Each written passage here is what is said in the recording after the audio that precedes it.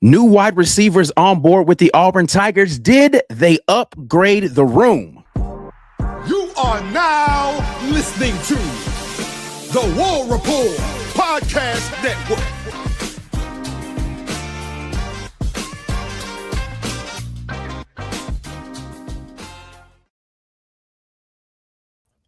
Woo! Let's go. It's Friday night, and it's time to talk a little Auburn football here. Jump in on the conversation, but do it as a patron. $5.99 a month will get you there. We appreciate all our Green Name Gang for helping us grow our Green Name Gang. If you're in the chat right now, you're looking around, you're thinking, so with everybody with a green name. Well, that's because you haven't become a patron yet. We appreciate you guys for helping support our channel by signing up. Can Leg coming out hot, giving away 10 memberships. Check your email. If you got a black name, you might be on the receiving end of one of these gifted memberships here tonight. As always, we want to thank our sponsors, our friends at Abels, Iannone, Moore and Associates. You don't need a big balance to get big advice at Abels, Iannone, Moore and Associates. There's no minimum to start your initial portfolio review. It's completely complimentary. So whether you're just starting to invest, a do-it-yourself investor, or in the final stages of planning for retirement, AIMA's fiduciary advisors will meet you where you are. No sales pitch, no pressure, just honest guidance. Call AIMA at 912-777-4128. Scan the QR code on your screen or visit AIMA.com. It costs nothing and could change everything for you. The War Report has been compensated by Abels, Iannone, Moore and Associates for this endorsement. Abels, Iannone, Moore and Associates is a SEC registered investment advisor.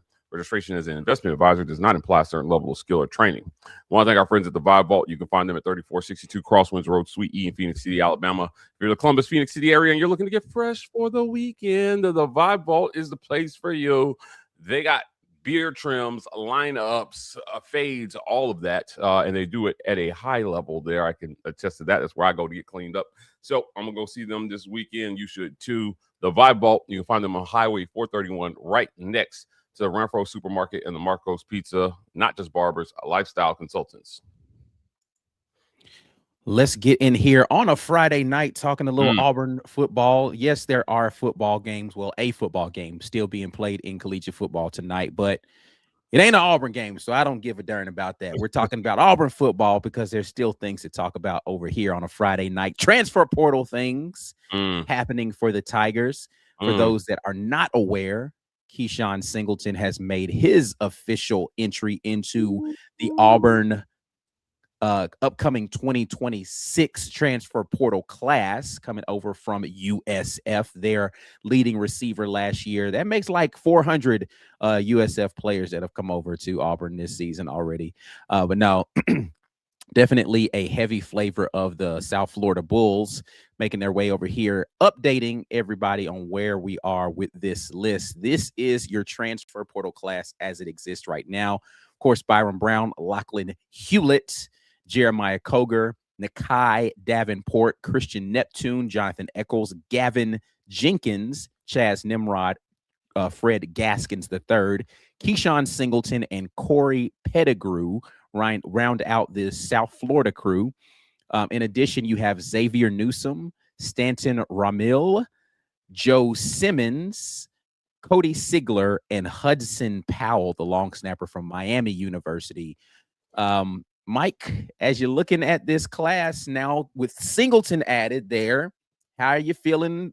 We just talked about this a little bit on Wednesday. 2 days later, there's been a few more names added to it. How are you feeling about the class? I think Keshaun Singleton was the name that I was waiting on to say, hey, I'm coming. Because Byron Brown needs a favorite target. He needs a go-to guy. Who better than Keshaun Singleton to fill that role for him? You've got to hit his guy last year. Why not? Why not? You've got to hit the ground running if you're Alex Golesh, and you need guys who understand your concepts and what you're trying to do.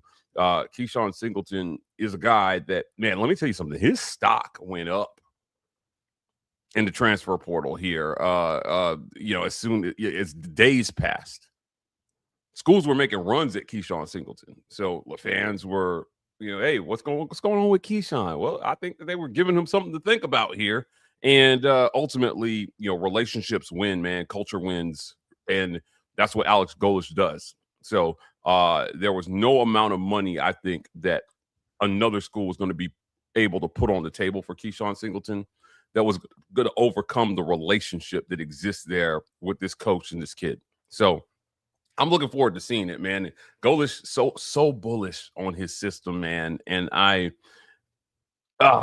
it's making me excited to see how it's all going to come together in the fall. And Keshaun, I think that's the name. I think that's the name that Auburn fans need to watch, because we are desperately in need of a 1,000-yard receiver on the Plains.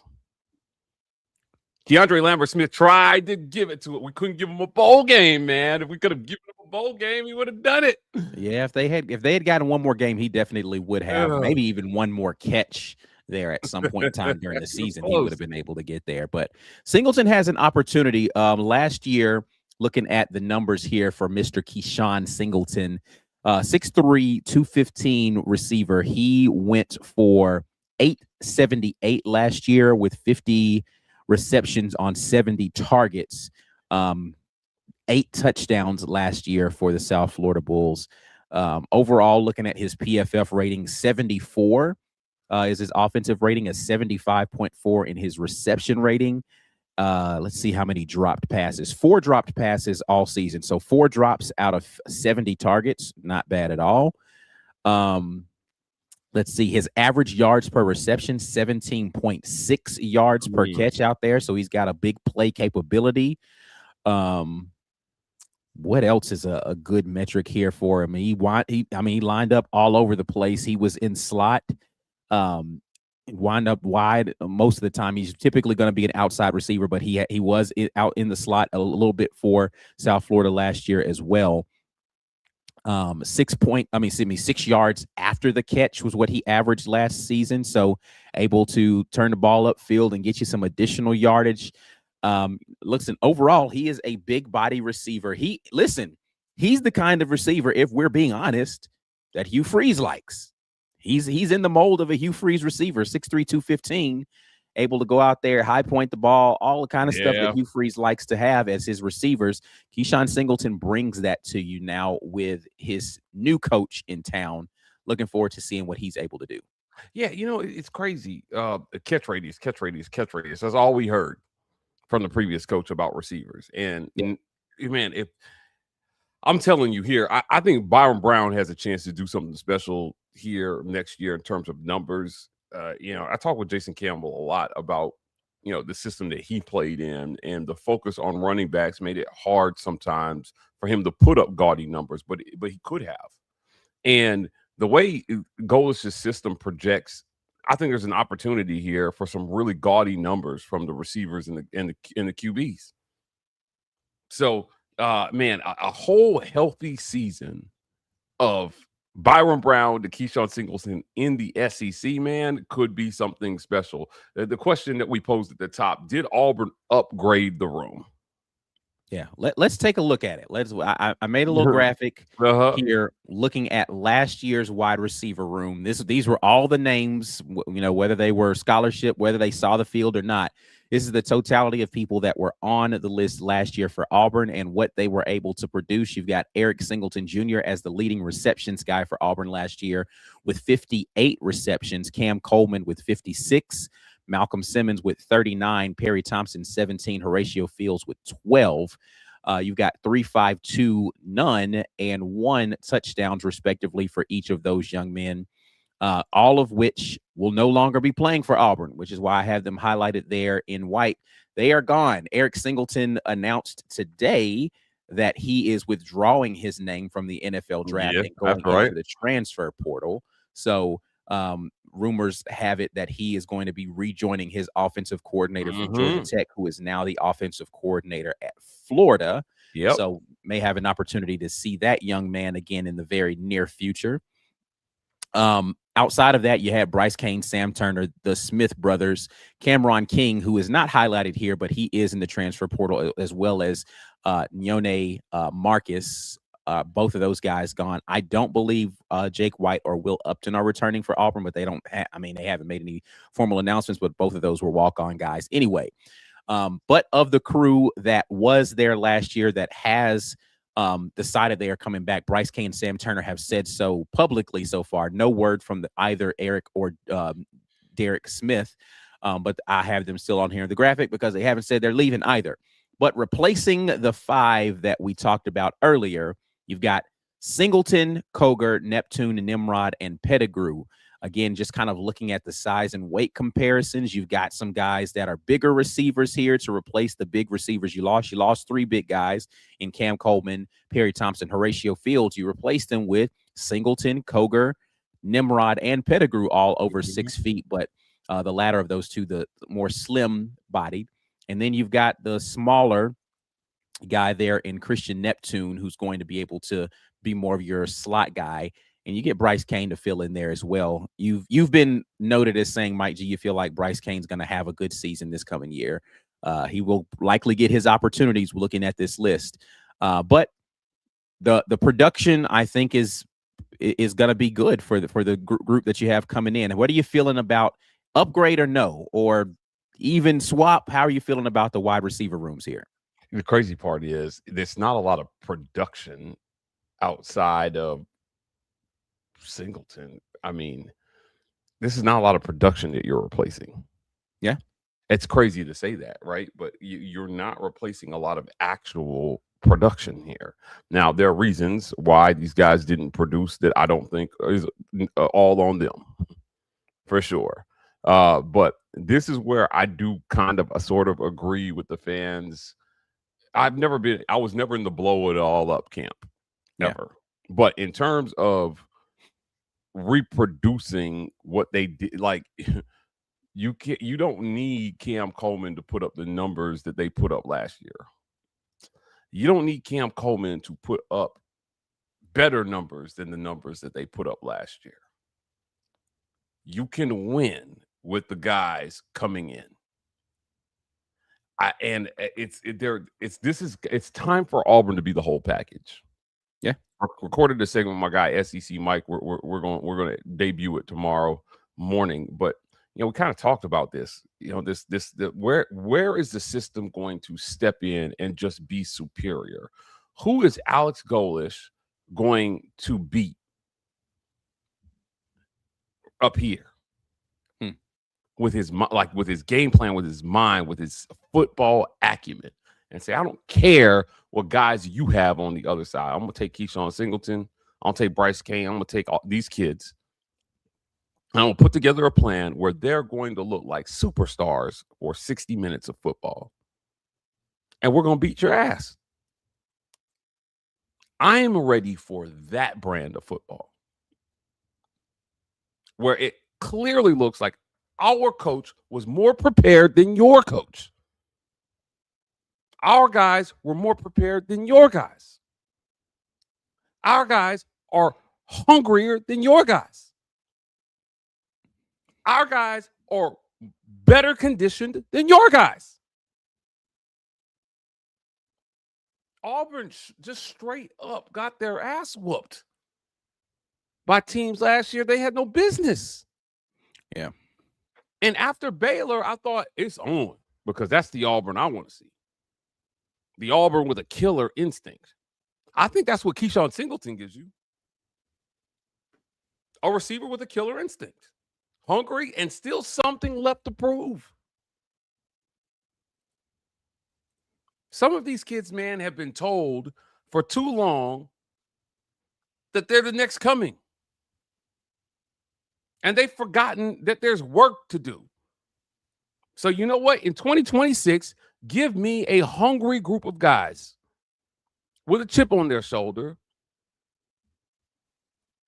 who are going to take all the negative social media, all that stuff, and either block it out or use it as fuel.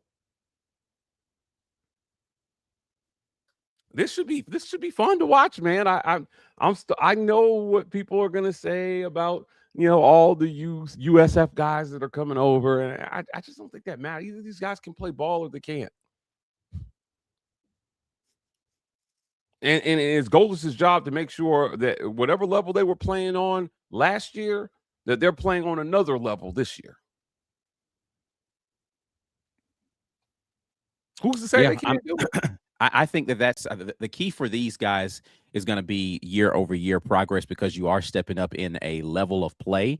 When you look at Singleton 24 to 25, right? Like in 2024, he had 35 targets for 26 receptions, 389 yards. 2025, 50 receptions on 70 targets, 878 yards. That's definitely year over year progress for a guy.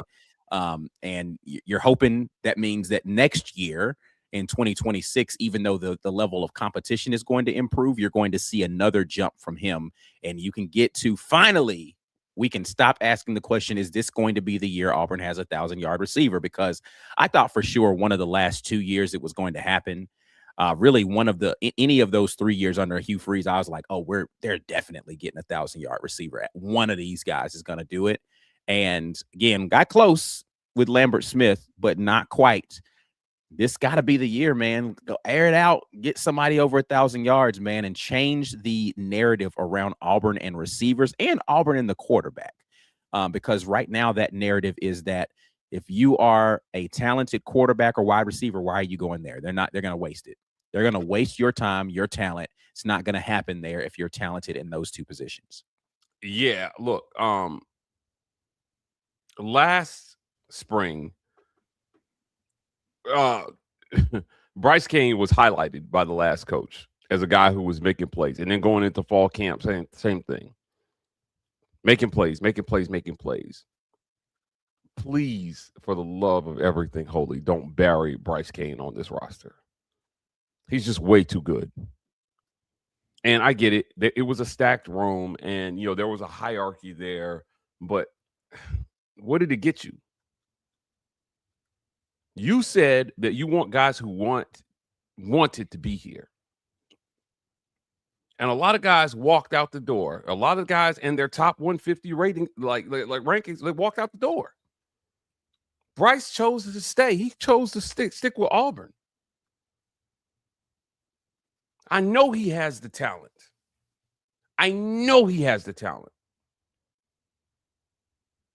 We've seen it. Get him on the field, man. Make him a star this year. I get it. There are going to be some guys coming in that they're familiar with, but familiarize yourself with Bryce Cain. Yeah, listen, in an era, and speaking of, we'll get to the running back position here, I think, in just a minute. But in an era where guys are constantly moving around, hitting the transfer portal, Bryce Cain has stayed down, man, and he is the one who has had every reason to leave Auburn.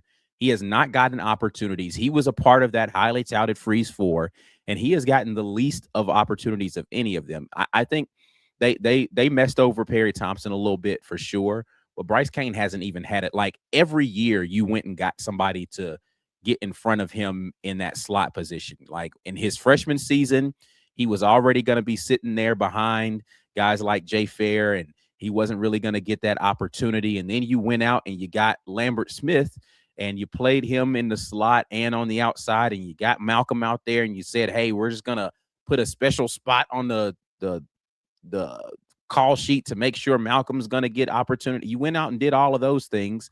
And then you went out and you got another slot receiver in Eric Singleton, and he's never going to get an opportunity. Now, again, Jay Fair left before he had a chance to be out there in front of him in the slot, but still, like, you knew he came in knowing that there were guys that could potentially be in front of him when he signed. But then 2 years straight, you went and got a slot receiver and played everybody minutes in front of him, and Bryce Cain just stayed there and waited his turn. And yeah, man, hopefully he gets an opportunity to go out there and show what he's got, because I do think that he has some raw athletic ability that coaches have just not found a way to utilize. He's been putting the work in. I'm telling you, the issue always was there wasn't enough ball to go around in that wide receiver room. That's it. That's the only thing that buried Bryce on the roster, right? Is you had Cam, and then they went out and they got Eric Singleton, and you brought in all these guys with this experience. And at some point, I was just like, why aren't they put so much emphasis on high school recruiting, yet they keep going out to the portal and getting guys to come in to start over the guys that they recruited from high school. Right. I don't get it. It never made sense. Like, listen, and again, that's not any any disrespect to guys like Horatio Fields that I think is super talented, but you already had Perry Thompson there in the room. Why not just need him though? Yeah. Why not just go ahead and figure out? And to me, it points to one of two things. And I don't know which of these things it is. I think we'll find out. Perry Thompson up there in Minnesota, whether he's going to be successful. Either Perry wasn't ready or you did a very poor job of getting him ready. Right. Like, and I don't know which of those two things it is, and maybe it's a mix of them, but it makes it to where you have a hard time seeing a future. Like, I don't know if you're going to be able to sell, and fortunately you don't have another year where you have to, but how are you going to sell to some other guy out of high school that, we're going to get you in here and you're going to be the next what? You're not using the guys you got. Yeah. Hey, you bring up a great point with Horatio. That was one that I just never understood. And it wasn't, again, it's not because I don't think he's talented. I do think he's talented. I just didn't understand what he gave you over the guys that you recruited that you needed so badly. That, you know what I mean? That you would just upset the balance of your wide receiver room. Yeah. Lean into the kids that you brought here. And like, it should mean something that he chose to stick with Auburn while all his buddies were jumping. Bryce Cain, it should mean something to Golish that this kid chose to stick with Auburn while all his buddies were jumping. He's extremely talented. I'm very much looking forward to seeing what the evaluation process is going to be for those guys that stuck around, right? Like, I'll bring the list back up here for you. When you talk about Bryce Cain, Sam Turner, who initially reports were that he was out of here, right? And for whatever reason, he decides to resubmit his name and come back to Auburn. And then again, we haven't heard anything solid from either Duke Smith or Eric Smith, but both of those young men, look at their tape and their measurables, and they look like guys that can go out there and play at this level. I'm looking forward to seeing what those camp evaluations are going to be like and what that position group battle is going to be. Because you're looking at, you've got a group of 1, 2, 3, 4, 5 USF wide receivers that are here that all, other than Pettigrew, who didn't get a lot of opportunities, played significant snaps and had decent level production. And then you've got another group of young players that have barely played, but all of them have the athleticism. What is that battle going to be like in camp? Trying to figure out, can we get these guys up to speed fast enough, and do we trust them enough to go in here and make plays for us on Saturdays? I did a segment with our guy Charlie 5, aka Kyle Rush, and we talked about some of the names that Auburn is still potentially going after in the portal at wide receiver. And so there are some big time kids out there, some former 5-star guys that they're looking at, and it could be really, really interesting if they end up landing a few of these kids. So I just, man, I don't know what to say, dude. Like, that's going to be an all-out war for playing time. Yeah, I asked you, on the Wednesday show, talking about, hey man, what are we going to see out here? Looks like it's going to be a lot of 11 personnel. Yeah. Fortunately for all of us, he has not done much 12 personnel. I am so happy to hear that. I am elated to know that we're not going to be staring down another season of 12 personnel so Auburn can play it safe and max protect. No, listen, it's just not the way that this offense is built. It's built to spread out. It's built to if you're going to bring that tight end as an additional blocker, but they're not doing a whole bunch of heavy sets with 2 tight ends, right? And so, listen, I am happy to hear, because I want to see explosiveness from the offense. I've been waiting on this since the moment they said Hugh Freeze was going to be the head coach. I was like, finally, Auburn's going to have an explosive, and it just never happened, man. It just, do you remember all of these, conversations from these guys talking about how we sat down with the wide receiver room in our first fireside, and they were so fired up, man. They were like, oh, we're about to go out here and we're going to light the SEC on fire. And it was just nothing. Is a big bowl of nothing. And then you get this Freeze 4 group in here, and after the first game, they put up 60-something points on Alabama State, and they're like, yeah, we're trying to hang 40 on everybody, and everybody's all excited. Oh, it's nothing. And you come in with another group, Jackson Arnold's here, and first game, they put up 30 points or whatever versus Baylor, and it's like, oh, we're finally nothing. Just a big bowl of air. You just walking around with bowls of air trying to tell people you got soup in there. It's nothing in there. This Emperor's new closed ass offense they were out here walking around in, man. Oh Stop. my God. It was bad. It was really bad. That fireside, I came away from that fireside with the wires a little worried. If I'm being honest, I was a little worried. I was a little worried about what we were not hearing from those guys about the coach and the system, and they had supreme confidence in their own abilities, certainly, but in terms of we didn't hear much about the system and the plan there. And look, man, at the end of the day, I think you've got a group of kids who have something to prove to college football. Yeah, for sure. And I think that says something, man. It's just. I wish Cam would have stayed. I really would have. However, I think that Cam, I wonder if kids like Cam sometimes start to buy their own hype a little bit too much. And it can be dangerous when you get a group of guys in who aren't buying their own hype at all. They're playing with that proverbial chip on their shoulders. I want to see that. Yeah, I mean, I think every one of these young men, because of the situation they're coming from, regardless of what they've produced already, still feel like they have something to prove. Because, and listen, the response from some of the Auburn fan base and a lot of the people outside the Auburn fan base should fire them up. They're like, oh, 3-star you, and you're just getting a bunch. And it's like, you've watched the tape and you still are going back and saying you still saying I can't play. Got you. That should put you in a mindset of like, yeah, we're taking heads off this year because y'all still think I don't belong here. And if that isn't enough of a chip on your shoulder to go out there and beat a couple of teams that nobody gives you a chance against because you're 3-star you, then I don't know what does. Like, you got aspirations for the NFL.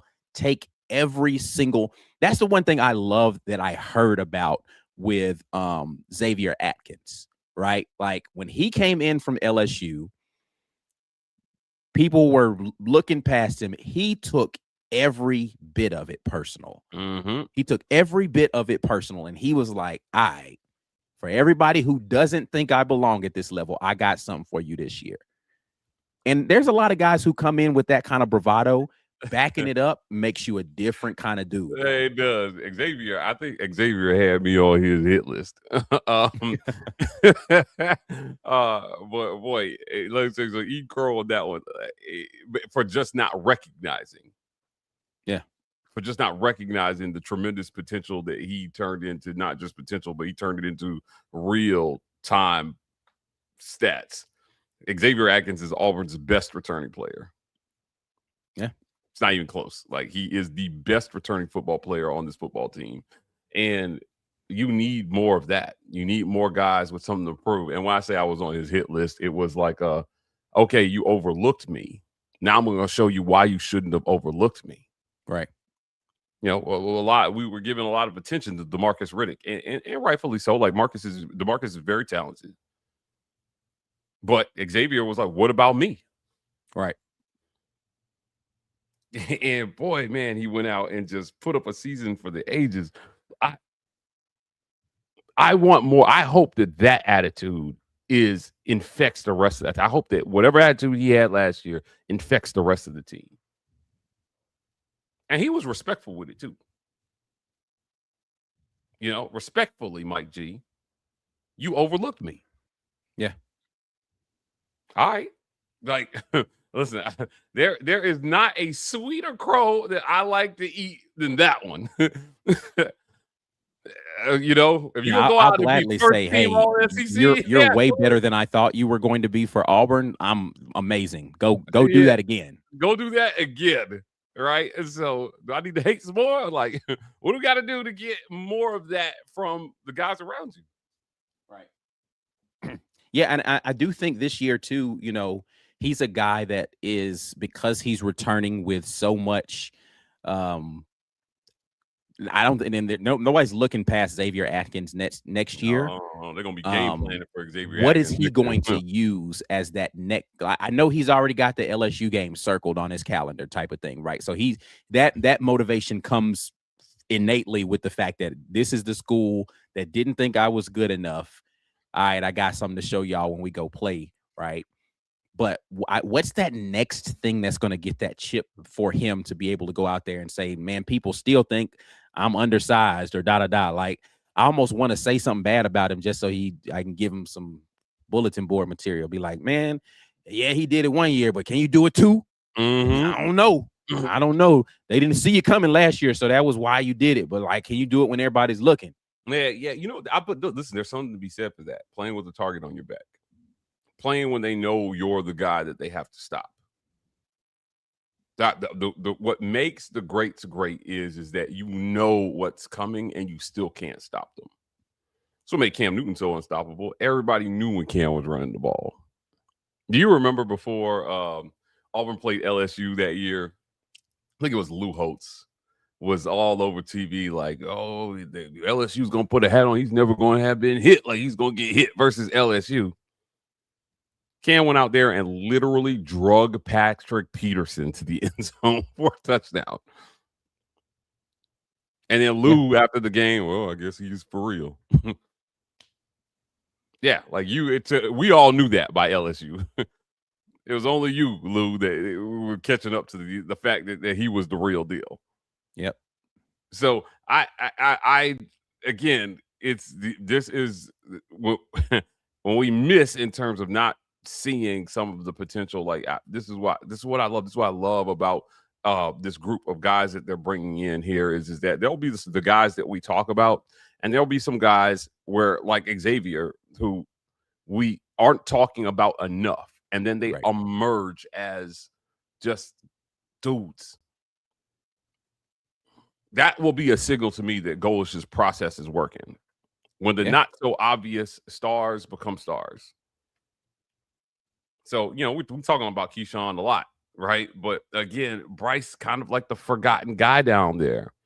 If he emerges under Alex Golish as one of the best slot guys in the SEC, this is why quarterback was so important, though. Like, you need a trigger man. You know, you need a trigger man for these receivers, dude. And you need a guy who's not only going to just deliver the football, but deliver it accurately enough. You know, and in the right spot. Do you remember the fourth down conversion in the Iron Bowl back in 2010, where it was like they were going to do like a quick punt kind of thing, and then Cam just slung it to Darvin Adams in the sideline in like the only place he could have put it. It was like a quick out. It was all hands. Darvin Adams toe taps the sideline. Bam. A lot of folks thought Auburn should have punted it. They went for it. They converted it. We all know how it ended. You had to have that. And Cam went out there and just put the ball not in the right spot, in the perfect spot for the receiver to go make a play. Kept the ball out of harm's way, converted. If that play wasn't going to be successful, it wasn't going to be because Cam Newton didn't throw a good ball. Yeah. And at times, his passing looked shaky, but whenever Auburn needed a play, the ball was always perfect. That was Cam. And I want to see some of that. Like, you know, it doesn't have to be the greatest completion percentage in the history of college football, but when you need a play, is Byron Brown going to deliver a football that Keshaun Singleton, that Bryce Cain, that all these kids could just go catch? Right. And are they going to be Darvin Adams reliable to go make the play on the sideline? Exactly. You know, and because, listen, quarterback play wasn't the reason why Auburn lost the Iron Bowl this year.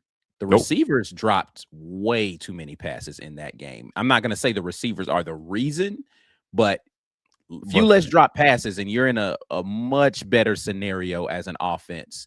And so I have to agree with you. You've got to get some receivers that can be relied upon in those big moments. And again, that is when I say you have to get receivers that are going to be relied upon. That's not me saying the receivers last year were unreliable, but I am saying there's evidence that some of them moments seemed a little bit too big for some guys. And you've just got to be able to produce it in the biggest rivalry game in all of college football. Forget what all these people saying about any of these other rivalries. You've got to be able to show up in those moments and make big plays. And far too often in that game this season, those guys came up short. Yeah, they recorded 7 drops in the Iron Bowl. PFF recorded 7 drops in the Iron Bowl. 7. Yikes. When you're trying to upset somebody that's better than you, you got to do way better than that. And almost everybody who was somebody dropped one in that game. So, I mean, it was widespread. Singleton, Frazier, Perry dropped one. Omar dropped a very, very disappointing one. Yeah. That one turned into a pick. That was, and it was that drive was going where it needed. Yeah. I mean, come on. Preston Howard obviously dropped one. Jeremiah Cobb dropped a couple. It was rough. And so I think that, again, the inconsistencies that plagued the offense definitely, spilled through to the offensive line. But at the end of the day, I'm sorry, to the wide receiver room. But at the end of the day, man, like you have to get this fixed. Like you have to get this fixed in 2026. And I think just with those tweaks, you got to win. I think you can have a winning football team. And when I say winning football team, I mean an above 500 football team. Yeah. No, that's not asking for a lot. I don't think that's asking for a lot. So when I'm looking at this portal list, can we pull it back up real quick? The guys that came in from the portal is this one here. Yeah, right. So I'm looking at this portal list. I'm looking at who is gonna be the potential playmaker. Now, look, you went out and I love seeing 2 offensive tackles on there. Stanton Ramil, they really like this kid. They really like this kid from Michigan State. If it comes together, man, you can't afford a whole lot of misses here, especially along the offensive line. But this has got massive potential. This has got massive potential. And people are going to laugh at that statement, and they're going to be like, oh, you're bringing in a bunch of 3-star guys, and you think you're going to win. All right. Let these dudes get to work this spring, and after A-Day, let's talk.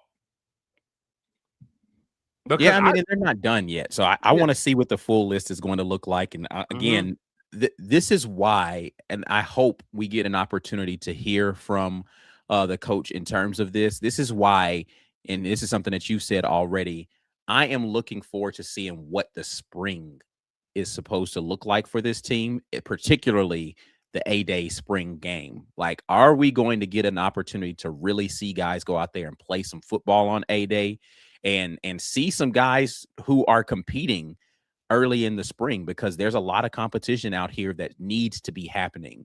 And I want to see what that's going to look like. Who are the offensive linemen that are going to emerge for this team? Who are the wide receivers that are going to go out here? Who's going to be the backup quarterback, right? You know who your starter is going to be, but do you have any hope beyond that starter for somebody who can go out there and look competent? I want to see all of those things. And hopefully A-Day is an opportunity to see that. Yeah, it's which Alex Golesh do you think we're going to get? If this thing isn't dialed in, which Golesh are we going to get? Is he going to come out to the media and be like, we suck and we got work to do? Or is he going to be one of those coaches that says, well, we got some learnings on the table, but I feel like we're in a strong place, and we feel like we really have 3 guys who can win. We can win games with. Or he's going to be honest and be like, man, we might have half a quarterback the way we play this spring. I would much prefer the guy who's going to shoot it straight and realize, listen, because here's the thing, right? We talked about this. Messaging matters, right? And how you put out those messages absolutely can affect the psyche of your team. So there's a place for honesty while being respectful of the young men that you've got in that locker room. And I want to finally see if we can have a coach that's able to give you honesty without feeling as if he's overlooking and downgrading, right? Do we have a guy that's got the messaging right? Do you know how to motivate your guys, keep them dialed in while giving the truth and not making them feel down on themselves? Like, no, we got work to do. This isn't it. This is not the standard that we want to have here. And right now, if we were to play a football game, we're going to go out there and lose right now. So we got a lot of work to do. Keep them hungry, man. Yeah, I agree. Look, man, I am so intrigued now by the quarterback situation here this spring. There's nothing wrong with settling on your guy early. The Deuce is out of here. So, like, we don't have to. The good thing about it is we don't have to pretend like it's a quarterback battle when it's not. Right. All right. And so now we know that Byram's going to be the guy, and clearly let him cook, man, and let's see what he looks like this spring. And get him ready and get the guys behind him ready, but like with the understanding that we all know, that he's going to be the dude. He's going to be the first line of defense. And I actually want to see the starter this spring. Last year, we got robbed of that. We didn't see any Jackson Arnold hardly last spring. Yeah, it was a big waste of time that last spring. That was, of the spring games that have happened in the post Gus Malzahn era, that might have been the worst. Might have been the worst. It was such a waste of a spring. But like, I don't know if we had one good spring the whole time that Freeze was here, where I came away from the spring thinking, oh, we got a football team on our hands. Right. We went into each fall worried as fuck. Yeah, because you just didn't know what you had, because they didn't, like, I get it not wanting to show everything, but like there's a gulf, a monstrous trench of difference between showing what you have and showing absolutely nothing. And they went way too far into showing absolutely nothing. Sure, you didn't show opponents anything, but you also didn't show the fans anything to get excited about.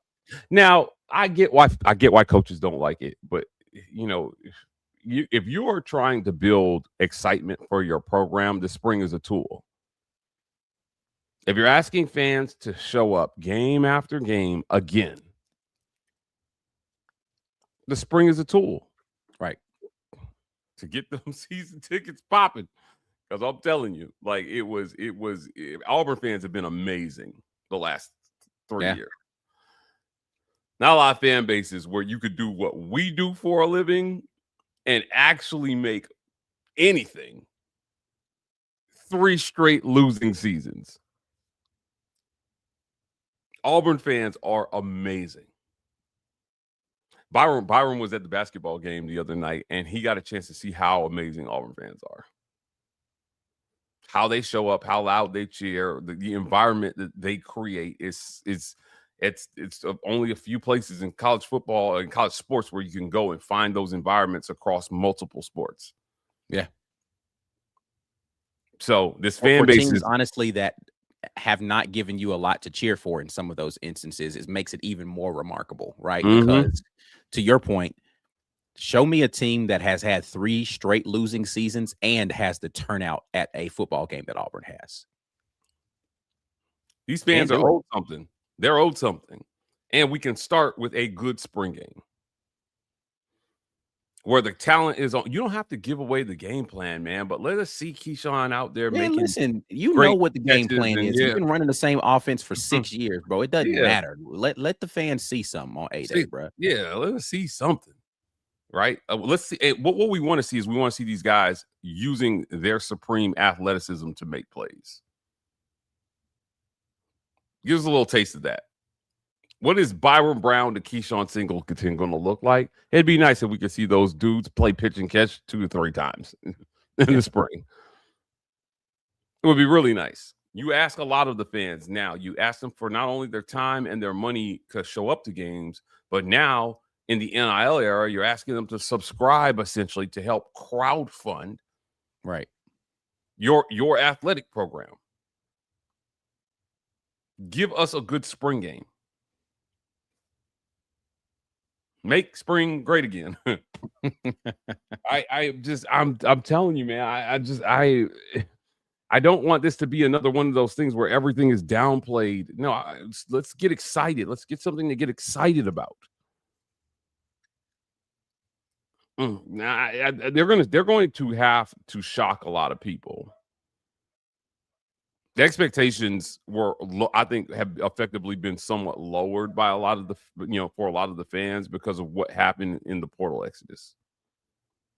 And the reason why I say that is because our own administration preached the roster and roster retention. So when a lot of the roster walked out the door, it was like, okay, wait, but you told us that this was the thing to hang our hats on, and now we don't have it anymore. So they're rebuilding that to some extent, and part of rebuilding excitement for the players who chose to stay and the ones that you brought in is showcasing them in the spring. Right. Because I think the spring game needs to have a renaissance all over college football. I still love the idea that Coach Freeze had of doing some sort of scrimmage, but because you're in an era now where player movement is happening so much, and you're now in an era where there's only one transfer portal period, so the guys that you see in spring are going to be on your team that fall. You need to have spring games all over the country again, because again, this is your chance to showcase this is the first time a lot of these people are going to see these players in person. You just haven't seen it before. So you need to have something to give back to these fans that you're asking to, the term you use is appropriate, crowdfund your NIL efforts. Well, man, give me something to come out here and feel like I'm not wasting this daggone stuff on, man. Come on, bro. This was I don't want to just see behind the scenes videos from camp via War Eagle Plus. Shout out to them and all the great content that they're putting out. I don't want to just see interviews. I want to go watch guys play football. Yeah. This was the first season since we started the War Report we didn't renew our season tickets. And I mean, that's a significant investment year over year for what was, again, losing football by its very definition. It gets hard to justify. You guys came to our comment section week after week and said I could finally afford to get my family to a game, and all they've seen is losing. Alex Golish has to fit. I mean, it wasn't his making, but it is now his cross to bear for a fan base that is starved for just a signature win. Yeah. We took a look at I asked SEC Mike this. We'll talk about it tomorrow. I asked us who's the upset on this schedule. 6 new head coaches in the SEC going into next year. Golish, Summerall, Silverfield, Golding, whoever's at Kentucky, and Lane Kiffin. Who is this guy going to go out and just flat out coach? You got a chance to do it to the Big 12 in the opener, which looks like they're going to be facing off against DJ Lagway at Baylor. Lagway with the Baylor. You finally get. I actually saw a report that's not finalized yet, so he's not for sure going to Baylor yet, but yeah. Yeah, you get a Diego Pavielis Vanderbilt in September. You get Florida in September. I think it's going to be interesting to see what the projections for Vanderbilt are going to be next year. Like, do people believe in Clark Lee and what he's put together as a program now and what they have as an offensive mind or brain trust there?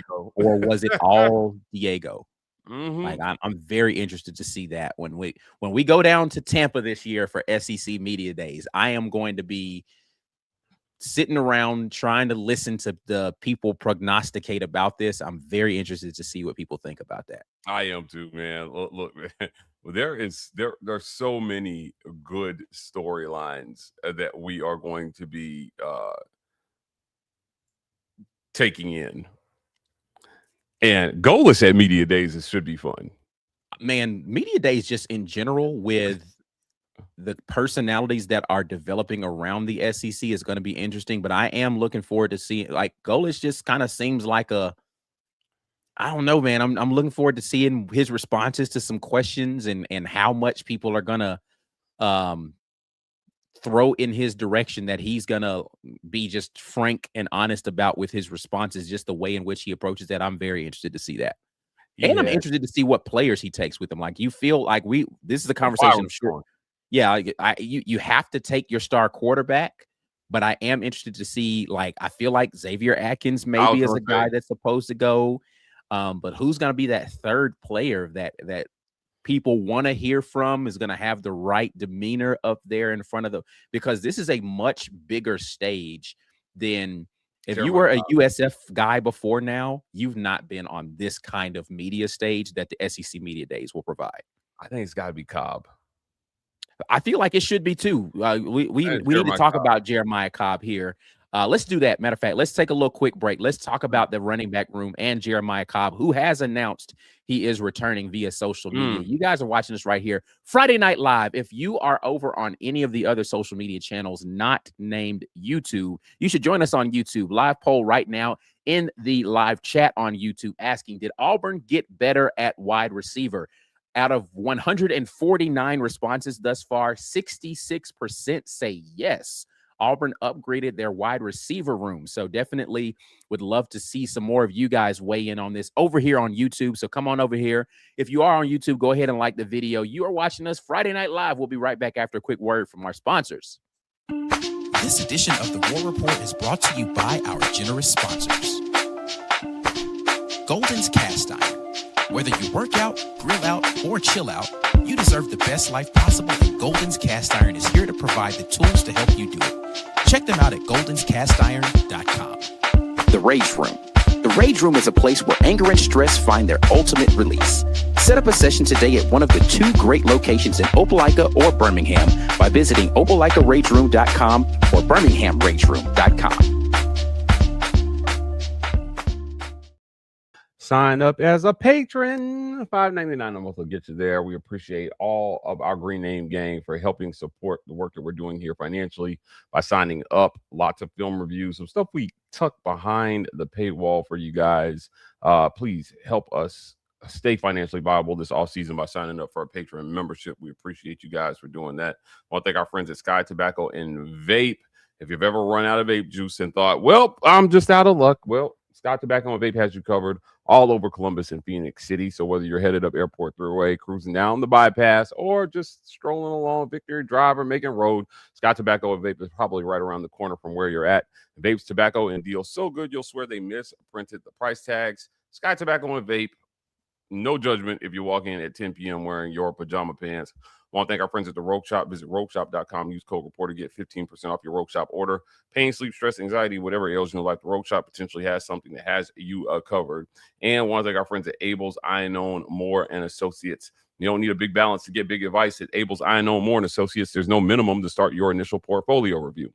It's completely complimentary, whether you're just starting to invest, a do-it-yourself investor, or in the final stages of planning for retirement. AIMA's fiduciary advisors will meet you where you are. No sales pitch, no pressure, just honest guidance.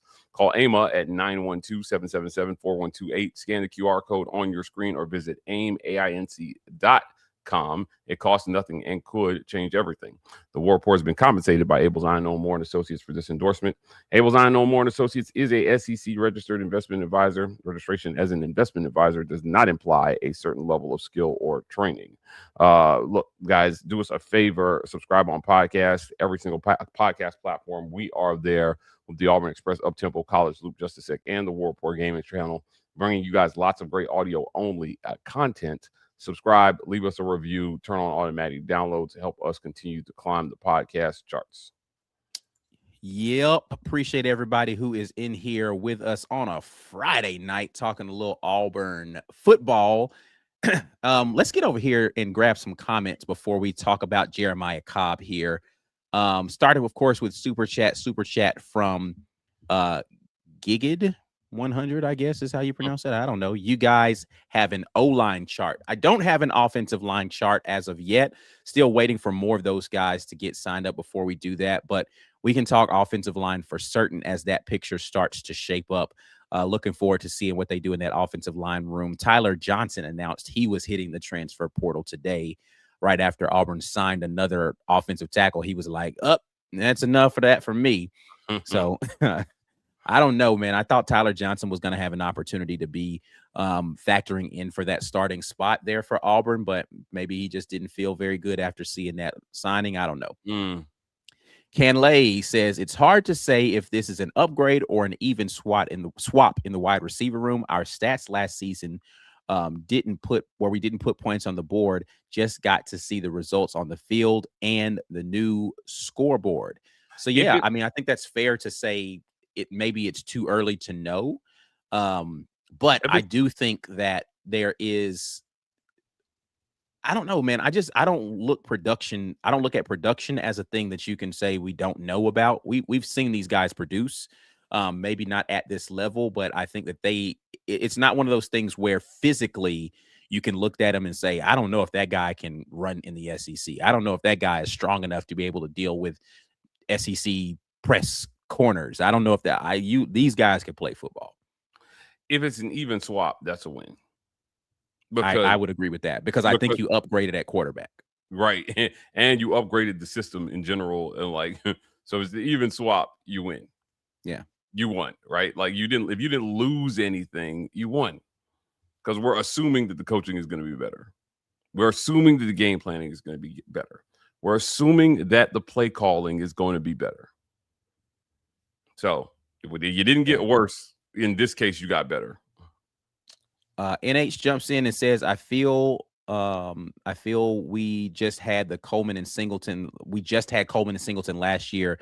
That was great at wide receiver. This new wide receiver room, I feel everyone has room to be great and contributes. Yeah, I mean, you had some other guys that were good in there. I think, again, and this goes back to something that you've been talking about and you just mentioned, Mike. I don't know that the plan or the system would allow for other guys to flourish in the way that they should. And I honestly believe that Alex Golish is the kind of play caller and coach that's just like, man, just give me 4 guys who want to go play football and we're going to go win football games. Talking about like the wide receiver, 3 guys at a time out there in this 11 personnel. Give me 3 guys that want to line up and play football. We're going to figure out how to win football games. I don't care what the name is on the back of that jersey. Go give me 3 guys who want to catch the football and we'll get it done. And I'm not sure that the previous coaching staff felt that way. I think they felt like they had to have certain guys and felt hesitant to allow other guys to step in and do that job. And I don't think that they prepared their team in a way to allow those guys to step in immediately, right? Like we talked about this when when Horatio Fields got injured. Our first thought was, there we go, time for Perry Thompson. Mm-hmm. Next game, they came out there in 12 personnel. It's like, what? Like, what are we ready to get out there on the field, bro? What are we doing? Yeah, that was a special moment for me. I think that was like those moments where you're doomed. Like I was like, oh, we're doomed. That's what was wild. It was like, okay, here we go. We're going to see some Perry. Yep. No, probably not. This is I'm telling you, I think Golis is going to be way more competent at this part. And, some of the things that felt like it should have been common sense just didn't happen until Derek Nix was the full-time play caller. Yeah. We've got really good receivers. Let's make sure we get him the football. Mm-hmm. Okay. Okay. You're right. Yeah. Novel concept, I know. But, boy, they had to get rid of a whole coach before they could figure that part out. That's crazy. Yeah. That's wild.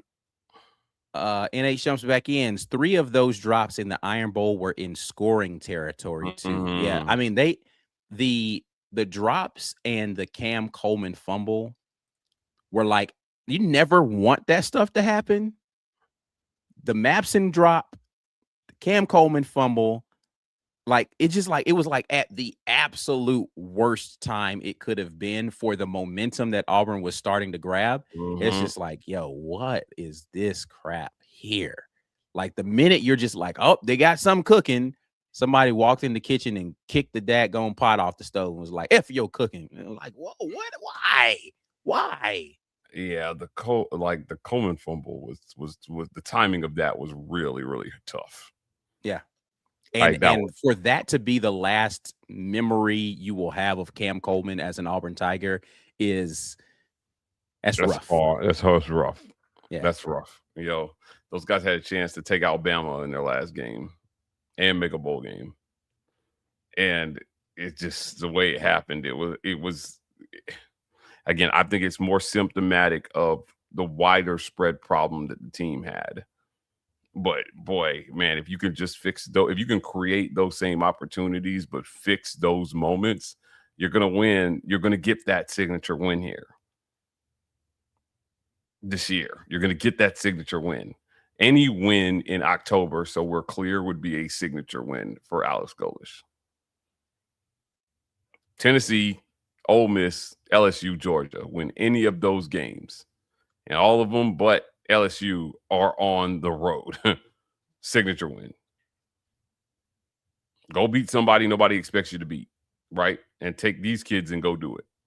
I won't hear about talent levels. I won't hear about wait till we get our guys. No. Scheme something up for the guys you have and go win a football game now. Yeah. Let's see. Ben Bloodworth just bought 2 new fitted Auburn hats. I need this 2026 season to go well so I can keep wearing them. Ben, wear them proudly anyway, Ben. Doesn't matter. It's all good, man. You paid for them. Wear your stuff.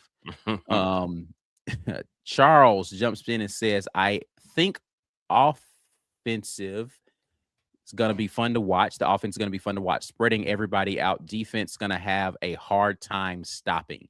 Yeah, I think that that's what they believe as well, that they're going to have a difficult offense to scheme against, and that defenses are going to have a tough time figuring out how to stop them. Now, listen, again, this is not like some new novel offense that people haven't seen before and super inventive, and it's just one of those things where it's like, we're going to line up and we're going to do what we do. Can you stop it? If you can, then good. I mean, if you think you can, then good luck. But we're going to do it. And I am in favor of that. Now, I do want to see the right play call at the right time. And every now and then you scheme something up and you're like, man, that was the right time to call that deep shot. I haven't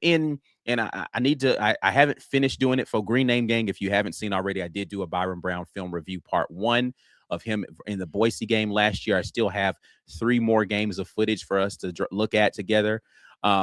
Didn't see a lot of them trying to trick it, like no trick plays dialed up in those games. They were just like, nah, man, we're going to call a screen every now and then, but that's about it, bro. Like, I'm all about that. Don't get cute. Every time Auburn got cute with Hugh Freeze here, it was a disaster.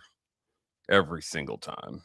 Just call the play, man, and execute.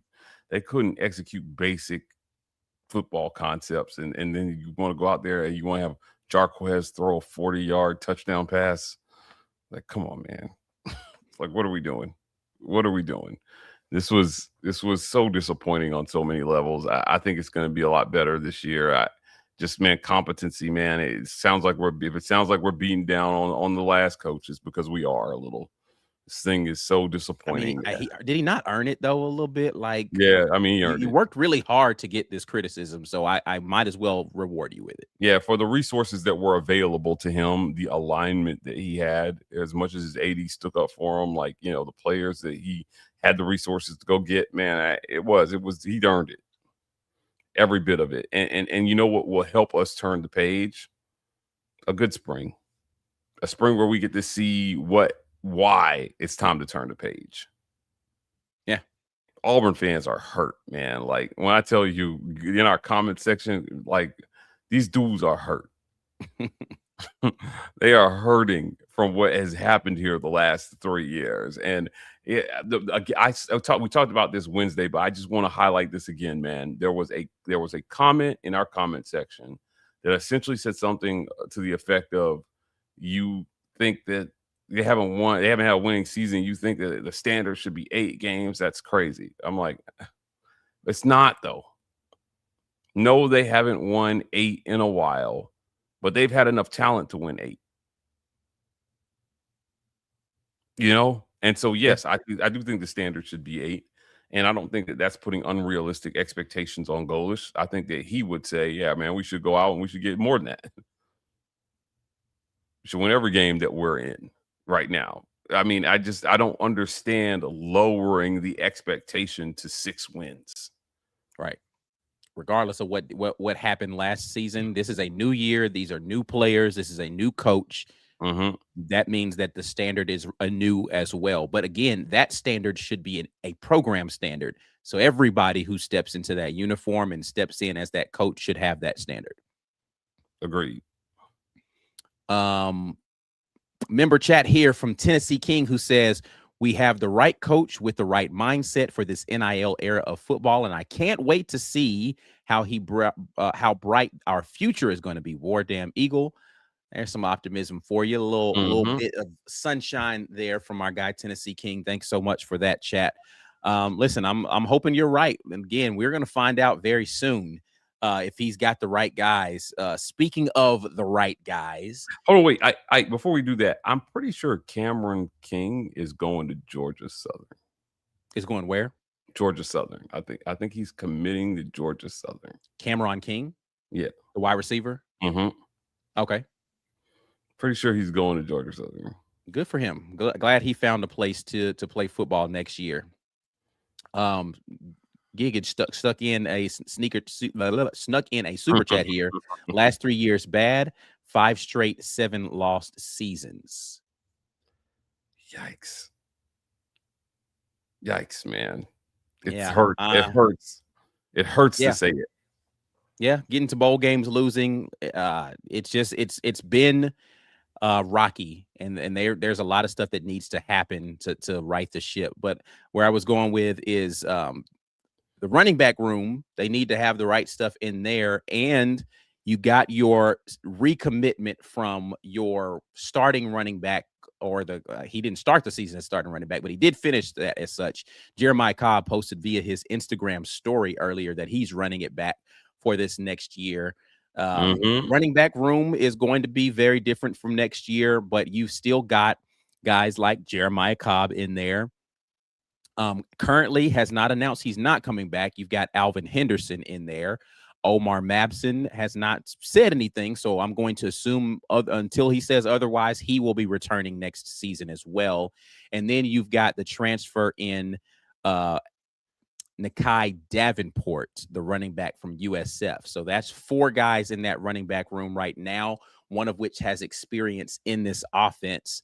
Looking forward to seeing what happens. But I think, man, Jeremiah Cobb is going to do some good things in this offense for Alex Golish. I am wondering, I'm interested to hear what he has to say about what he thinks of Jeremiah Cobb once he actually gets a chance to coach him, right? Like, he's going to have seen the tape on him and said, okay, this guy can do some things. But, you know, similarly to how when Coach Freeze stepped into that room and he saw Damari Alston for the first time, he's like, oh, this kid can play. Better. Yeah. He's a much better football player than we gave him credit for. Yeah.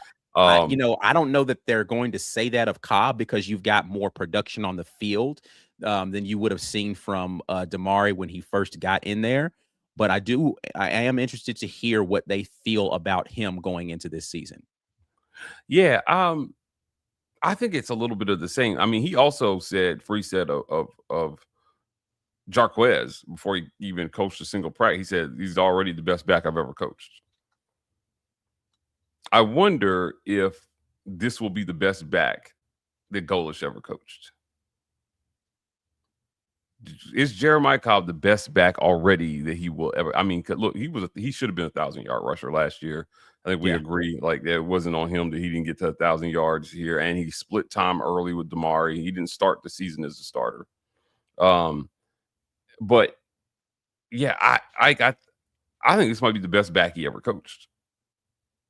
And I'm excited to see when coaches get talent that they have not traditionally had, what they do with it. Yeah. So this could be fun. This could be really fun. And when you talk about whether he runs the ball or not, when you get a back like this, it might entice you to run the ball more than you have in the past.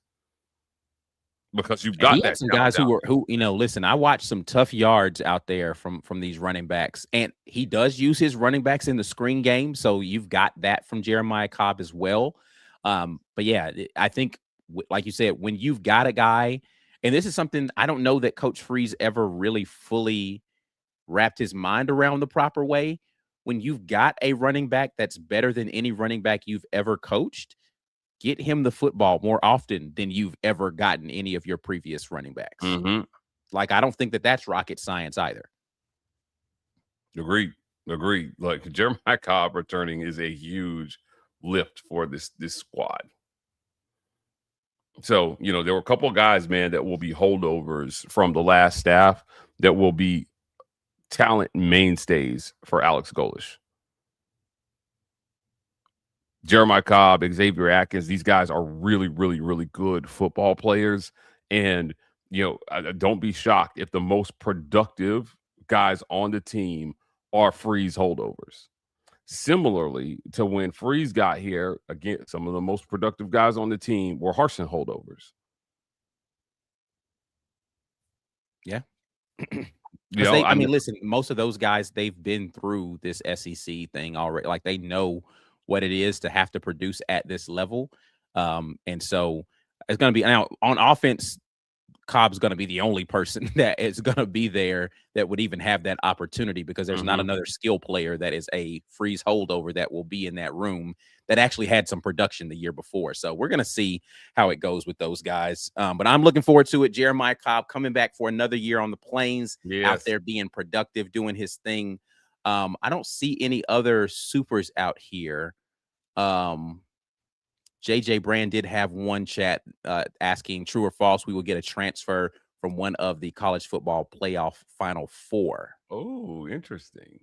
Interesting question, JJ. I mean, I don't think very many people on that Indiana team are looking to leave because, I think that they're probably pretty good where they are. 21-7 right now, Oregon. Ole Miss will have some people who will hit the transfer portal. So Indeed. there may be some opportunities there.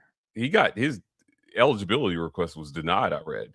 Yeah, Chambliss, yep, he's done. So that's going to make that Ole Miss situation very interesting, because the other guy that was in that room already said he was hitting the portal.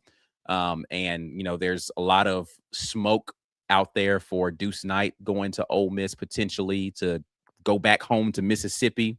So we'll see what happens with that Ole Miss team, but I do expect some of their guys to hit the portal. How many of them will be guys that Golish is looking at, right? I think they're going to be concentrating on the lines of scrimmage. So, do you see guys out there on the line of scrimmage for Ole Miss on either side that may hit the portal that would be interesting? I don't know the answer to that. And I think a lot of those guys in Miami are probably feeling pretty good about where they are on that team, unless you're buried on the depth chart. And do you want like a third string Miami guy? I don't know. And that Oregon team, they probably feel pretty good there. So I wouldn't say there's a high chance of it, just because I don't think there's going to be a heavy attrition from some of those teams. Yeah. I'm so happy Ole Miss is not in the final. I'm really happy those dudes did not beat Miami. I really am. I mean, listen, when you're broken ugly, you do what broken ugly things. Yeah. I am glad to say they are still both broke and ugly. That's what that $4 million is all about. Look, Carson Beck, how about that? Carson Beck leaving Georgia, and now he's playing for a national title.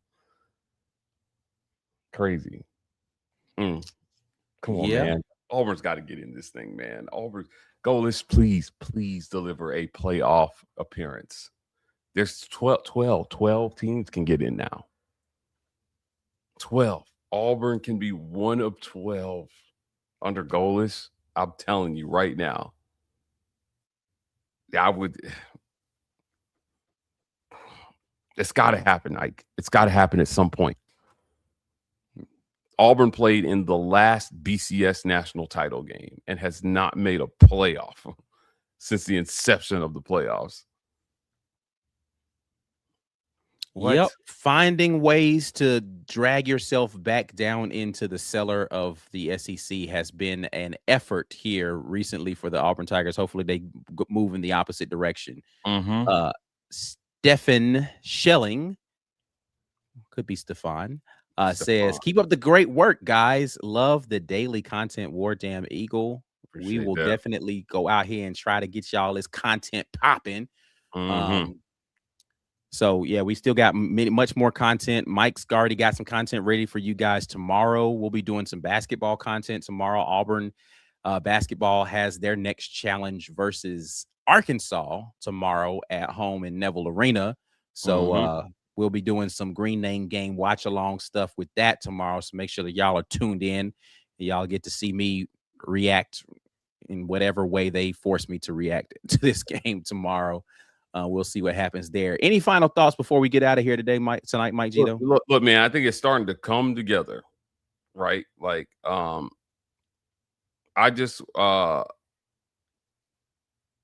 think that optimism. There's nothing wrong with a little optimism right now around what they're doing, because I do believe that Auburn got their guy in Goalish.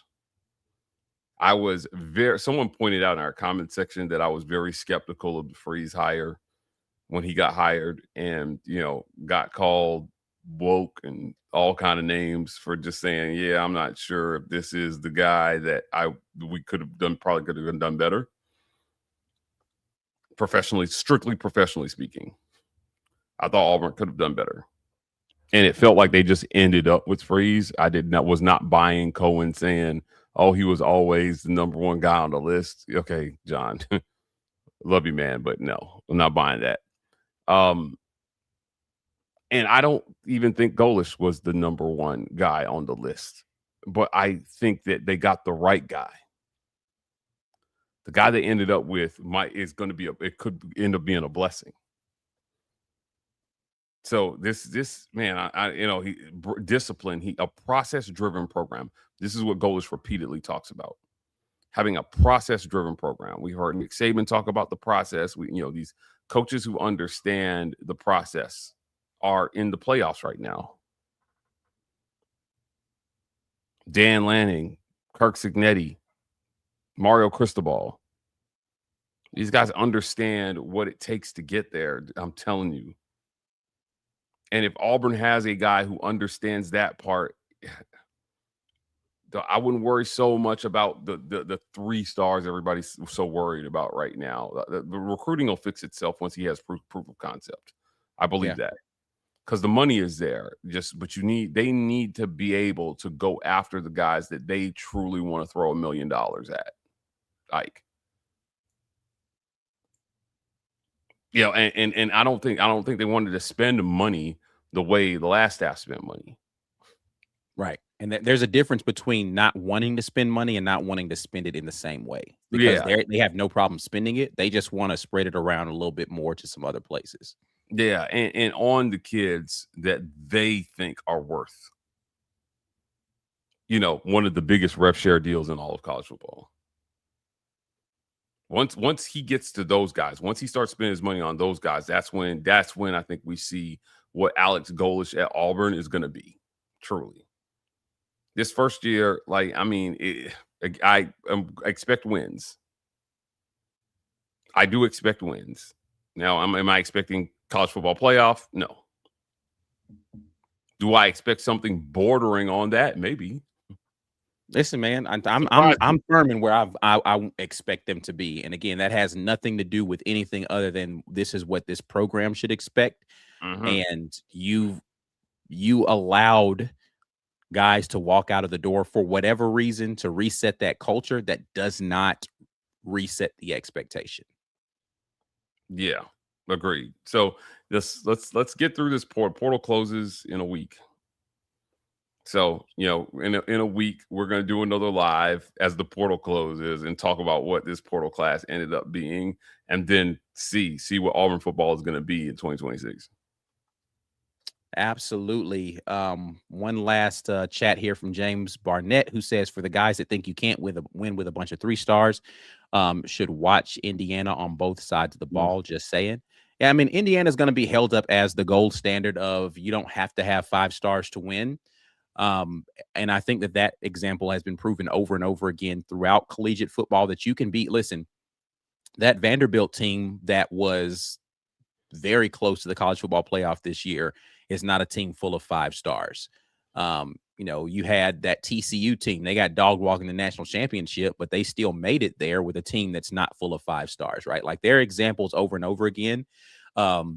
And Indiana's the one that's looking most like a team that is picking process over stars.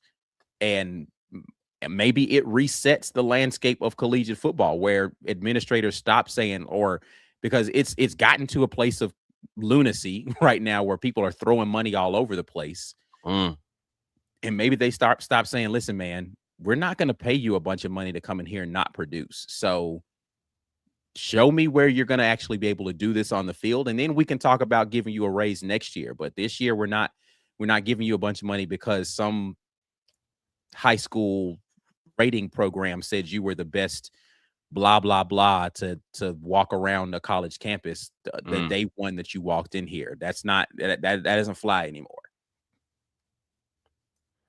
Yeah, I agree. Look, man, that's all part of resetting the culture. It's all part of resetting the culture. And that's going to take a little bit of time, but man, dude, I'm telling you, once it's done, once the work is done, should result in a whole lot of wins here. And, Auburn has the money to compete. We'll see. There's just no reason to be looking at Indiana and Oregon in the Final Four, man, and not Auburn. Just sad. Yeah, neither of those teams have the pedigree Auburn does in football. Listen, there are so many teams right now that don't have the football pedigree that Auburn does that have been more successful than Auburn recently. Yeah, and it's time out for that. Time out for that. This Indiana red sucks too. You're really close to that other kind of red. Yeah. All right, man. All right, let's get out of here. Tell everybody how they can support what we got coming up. You guys know the deal. Sign up as a patron. $5.99 a month will get you there. We appreciate you guys for joining our community financially.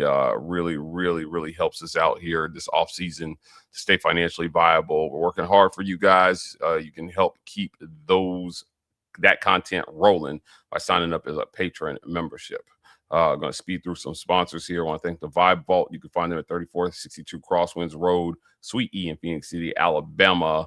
Get fresh for the weekend with the Vibe Vault. Also, if you're feeling a little glum, the Rogue Shop may have something for you. RogueShop.com. Use code REPORT to get 15% off your Rogue Shop order. I want to thank our friends at Sets for Society. They've got custom personality assessments to let you know a little bit more about how you think and how you can work better as a team to achieve like goals. Learn about yourself at setsforsociety.ai. Just fill out the form. They'll reach out and do the rest. Our friends at Abel's Iannone Moore & Associates, visit them at AIMA.com. Call 912-777-4128 or scan the QR code on your screen. Abel's Iannone and More, registered investment advisors. They've got insight, perspective, and results for your finances. We love financial education here at the War Report. So we appreciate them for coming on as a sponsor. And if you getting your vape on, visit our friends at Sky Tobacco and Vape. They've got some convenient locations located all throughout Columbus and Phenix City for you.